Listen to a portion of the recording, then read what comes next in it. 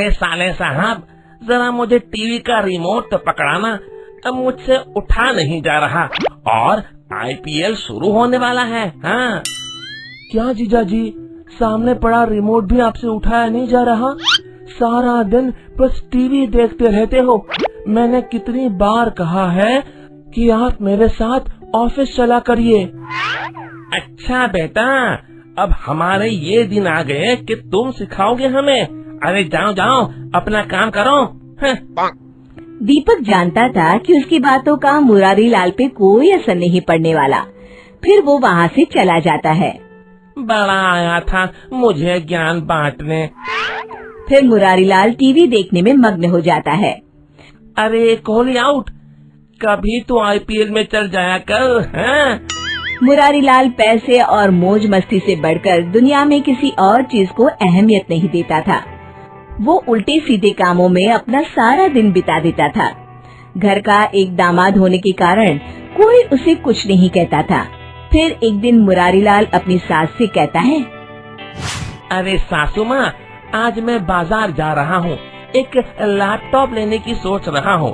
अब मुझे कुछ पैसे चाहिए, मैं कुछ नया काम शुरू करने की सोच रहा हूँ। ये तो बहुत अच्छी बात है दामाद जी, तुम रुको, मैं अभी पैसे लेकर आती हूँ। फिर वो तिजोरी से पैसे निकालकर मुरारी लाल को दे देती है। मुरारी लाल सारे पैसे जेब में डालकर वहाँ से चला जाता है।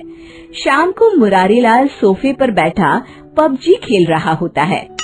हाँ हाँ, बस बस भाई, थोड़ा और आगे जा। रुक रुक, मैं अभी आ रहा हूँ। अचानक कमरे में मुरारी लाल की पत्नी सावित्री आ जाती है। तो ये है आपका लैपटॉप। उफ, आप तो मेरी माँ से कहकर गए थे कि मैं लैपटॉप लेने जा रहा हूँ, कोई नया बिजनेस शुरू करना है। अरे भाग्यवान, इस फोन की बैटरी बहुत अच्छी है, मैं इसमें आराम से सारा दिन PUBG खेल सकता हूँ। अब चलो यहाँ से, मुझे परेशान मत करो। हाँ हाँ हाँ, जाती हूँ, वैसे भी मुझे पत्थर से सर फोड़ने का कोई शौक नहीं है। फिर सावित्री गुस्से में वहाँ से चली जाती है। इस घर में एक से एक नमूने हैं, जिसे देखो मेरे पीछे पड़ा रहता है। मुरारी लाल रोज किसी न किसी बहाने से अपनी सास से पैसे लेता और बाहर जाकर मौज मस्ती में सारे पैसे उड़ा कर आ जाता।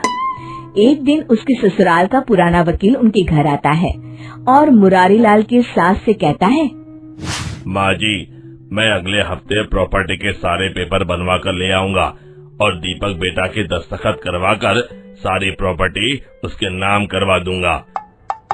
मुरारी लाल वहीं पास में खड़ा वकील की सारी बातें सुन लेता है। तो ये बात है, सारी प्रॉपर्टी उस बेवकूफ दीपक के नाम हो जाएगी, लेकिन मेरा नाम भी मुरारी लाल है, मैं ऐसा नहीं होने दूंगा। अगले दिन हरिया वकील के साथ सारे कागज तैयार करवाकर मुरारी लाल के पास आ जाता है।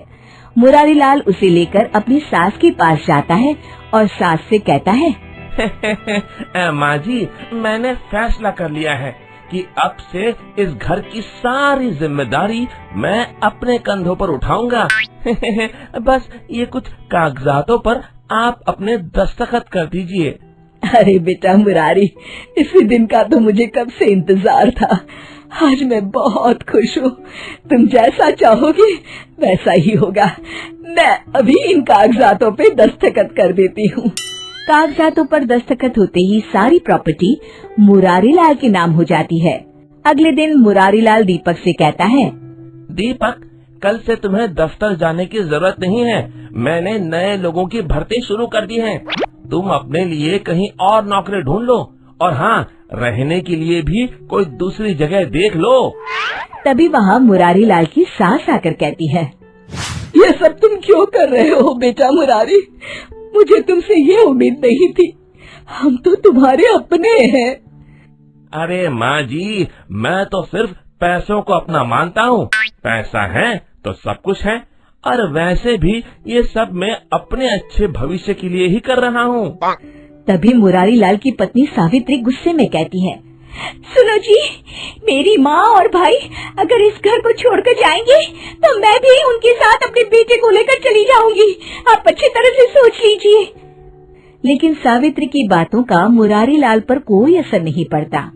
उसके सर पर तो दौलत का नशा सवार होता है। हाँ, ये तो और अच्छी बात है। कम से कम ये रोज रोज की तुम्हारी किटकिट तो नहीं सुननी पड़ेगी। अगले दिन दीपक सभी को लेकर वहाँ से चला जाता है। फिर मुरारी लाल उस घर में अकेला रहने लगता है। कुछ दिन तो उसके मजे से गुजर जाते, लेकिन धीरे धीरे उसका अकेलापन उसे काटने को दौड़ता है। वो समझ जाता है कि परिवार के बिना जिंदगी जीने में कोई मजा नहीं है। उसे अपनी गलती का एहसास होता है। फिर मुरारी लाल अपनी पत्नी के पास जाकर उससे माफी मांगता है और सब लोग उसे माफ कर देते हैं।